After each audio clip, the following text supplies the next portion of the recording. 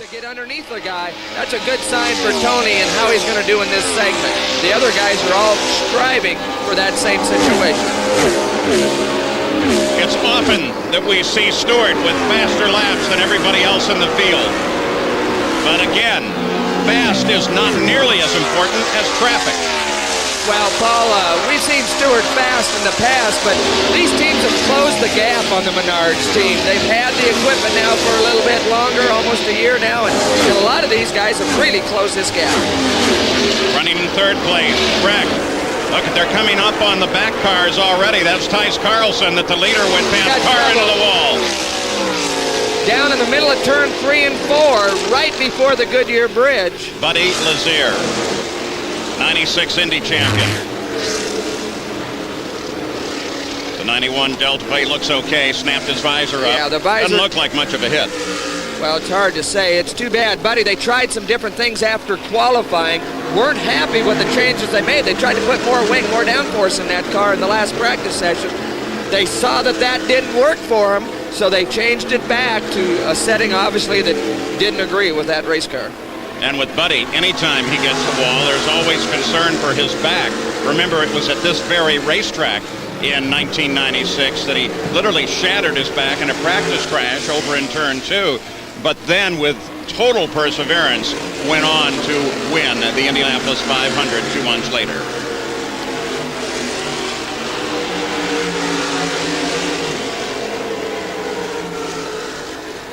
Well, God, that was real tight for somebody to get just by him without getting involved in that accident. He almost, that was Cheever that just about got involved in that situation. You can see the car didn't hit the wall very hard, and but the good news about these cars, they made some big safety changes on these cars to try to eliminate some of the problems they had last year. And most everybody's real happy with the changes, the modifications they made to the cars, the bell housings, and what they've done around the seat area and the head area to try to protect these drivers. Hey, Tom, we just checked with Ron Hemmelgarn on the condition of Buddy Lazier. He said he's fine. Asked him what happened. He said the motor let go. Oh, I hope that's not a prediction of other things to come. Lazier was running in 10th when it happened. Right behind him was Eddie Cheever. You saw a glimpse of Cheever in that number 51 car. There he is again. Back at Phoenix International with the Pep Boys Indy Racing League, Mark Dismore just lost it off at 2, down onto the grass. And there's actually been quite a bit of change here. We'll make sure he is all right. And we can show you exactly what happened to Mark Dismore. Well, you can see he was underneath there, and the car just jumped sideways. There was a car on the outside of him there that might have taken a little air off of that, off the wing of this Dismore car, caused the car to get sideways. And also while we were away, Tony Stewart took over the lead of the race from Jeff Ward. There's Sharp, take a look back. Running through the field, Davey Hamilton makes a move on Robbie Buell. And actually, grabs Buell, it. Into the top 10. And done a nice job coming back up through the pack, so Davey's got his act together right now. This is on board with Davey. 45 laps complete. You can see that 33.8. That's a fuel mileage situation. When they see that on their dash, they need to be thinking about getting towards that pit. Trouble, right. Oh, big trouble. Big trouble as J.J. Yaley loses that slow loss right in front of Davey Hamilton, and Davey became the victim. Well, you could see how it startled Davey. From the in-car camera, you could see him flinch. He had nowhere to go. J.J. just jumped sideways, caught the wall, and Davey was just not at the right place at the right time. Yellow comes out on the 46th lap. And my presumption would be that we're probably getting to a point where you're going to see all of the leaders head into the pit. Davey's out of the car here, but he's pointing to the firemen to try to get him to address the problem. Yeah, would you please put that out? That's I don't want to take this back all burned. It's a lot easier to see when that right rear is gone, but that's not what he wanted to see happen. Davey's okay. Safety team there.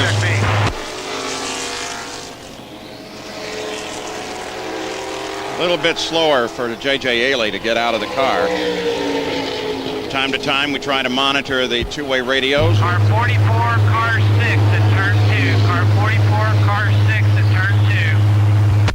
That's the Indy Racing League race control channel. And there's a view of race control. Pits are open. The fellow with the hat on, that's Brian Barnhart. He is the race director for the IRL. And just down to his left, almost off your screen, is the fellow who's talking on the radio, Mel Harder. And you can see Leo Mel up behind him to the left. He is, of course, is in charge of the Indy Racing League on a day-to-day basis. That's the race control operation.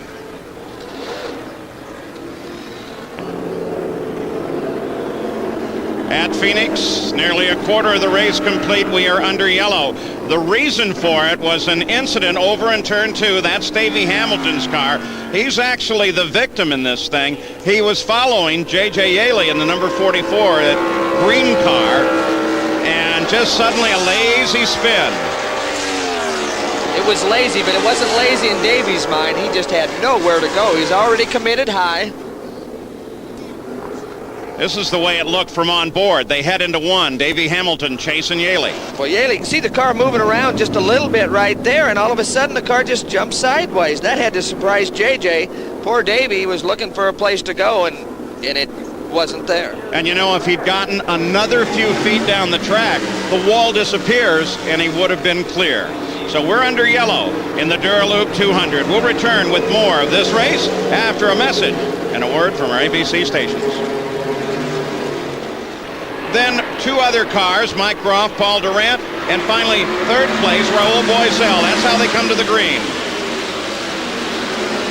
Billy Boat, that dark green car. Well, they're actually behind Tice Carlson there, who was at the end of that lap, so it's going to be tough to get by traffic at that situation. Eddie Cheever. Boat still trying to clear traffic as Cheever comes to the inside.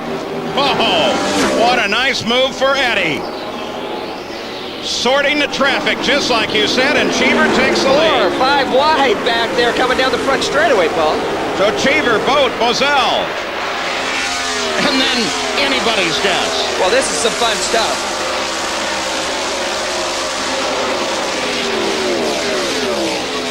How about Cheever coming from as far back as he's come to lead this race? Pit stops or no pit stops, he's done most of it on the racetrack.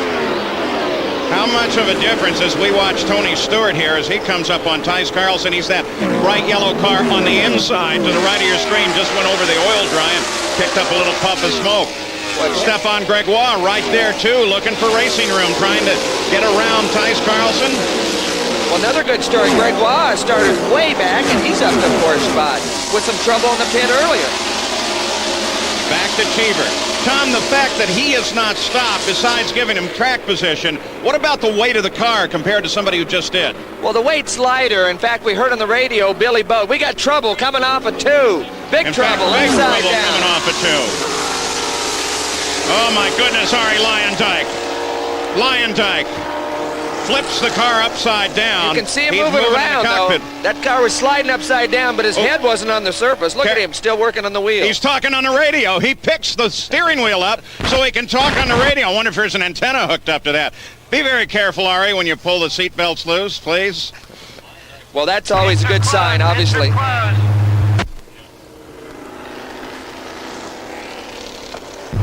Steele, the other one in that incident. Car 22 in turn 3.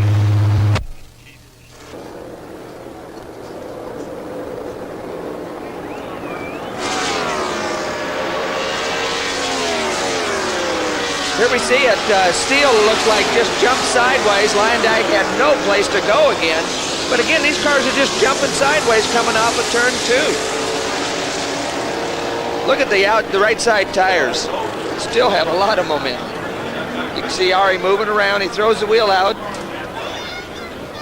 That helmet is amazing.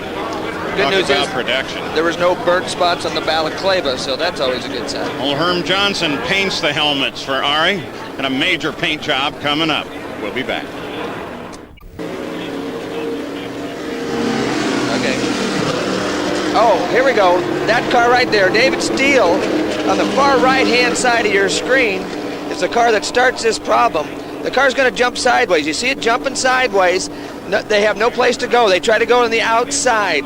One car spins in front of Lyondike, and then Lyondike is up over a wheel and on top at this point.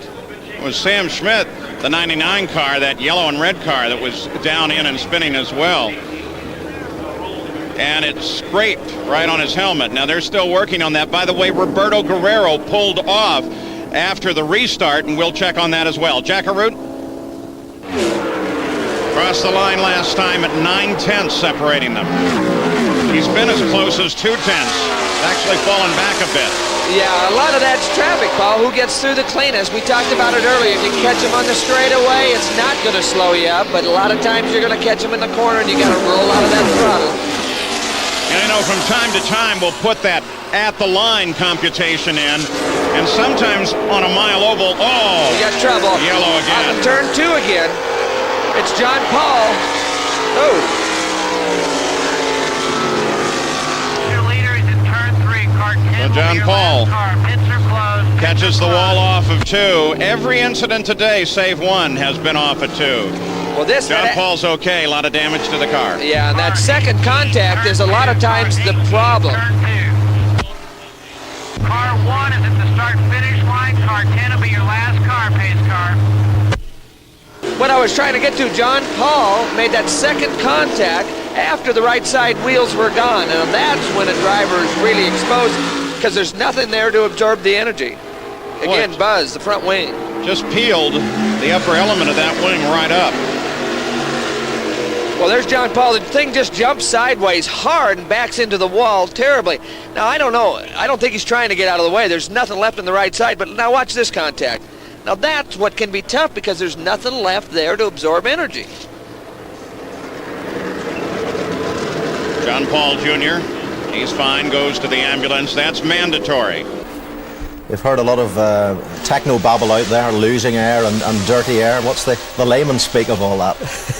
Well, the result is a big crash. But no, I mean, that's a very relevant point, particularly on these small ovals. They're high-speed circuits, so you rely on clean air over your wings to push the car down to the ground and give you the grip. You're in so much traffic all the time that the air, there's a lot of turbulence, and you know, you don't get consistent amounts of downforce. Ooh, and a big crash there. I say. A lot of turbulence on his wing. Peter, that was frightening. Yeah, we need to see what happened. As I say, these cars are very, very strong, and we've seen drivers walk away from some very severe accidents today. Chris, what protects them in those situations, in the makeup of the car itself? Well, as you can see there, the wheels and suspension come off the cars very quickly indeed. They're just, you know, they're designed to rip off as soon as you make contact with anything solid. But it's what the driver's sitting in that is really built very strongly. Unfortunately, there's Kenny Brack out of the race. Looks like he got caught up in that accident. But you know, you can see the drivers moving around. They're very well protected. The cars and the regulations every year change to make it safer and safer for the car, for the drivers. But looking at this accident, a hell of a lot of traffic going through that corner, and probably coming up to the accident just now.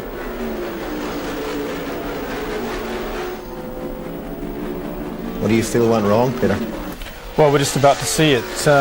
Looks like he just tagged Mike Groff as he was going inside in there. There's 3 abreast. You have Billy Boat right behind him. This is Kenny Brack, and it looks like he tagged Mike Groff and put him into the wall. It's a question of too many cars and not enough space there. Okay, well, let's go back to Arizona, Phoenix, and our American commentary team as we watch that huge smash again, led, of course, by senior commentator Paul Page. Fortunately, he scrubbed off quite a bit of speed at that time. Another look, same situation. It's brought out our yellow at 186 laps. Well, you can see him 2-3 wide on the exit of turn 2 right here. That's Billy Boat down on the right side of your screen looking underneath. Breck's in a sandwich right here. The sandwich is thinner. The bread's thinner than it needed to be. They touch tires. It turns them to the right. Mike Groff came down. I assumed thinking that Breck could move to his left, but he couldn't. Stefan Gregoire was there, and Billy Boat was closing in too. Well, that was hard impact into the outside wall, Paul. I thought Breck was actually going to get it worse than Mike Groff, but it looked like Groff actually hit harder than Breck. They're still working at Mike Groff's car. Remember, he suffered some pretty severe injuries a year ago and is really just coming back to full health from that. So the IRL safety team working on that car. What's that going to do when we go green? One, it's going to make it a sprint to the finish, but it's also going to do some great tactical stuff. Stay tuned for World News Tonight, Sunday. It's coming up next, except on the West Coast. So we're under yellow at PIR.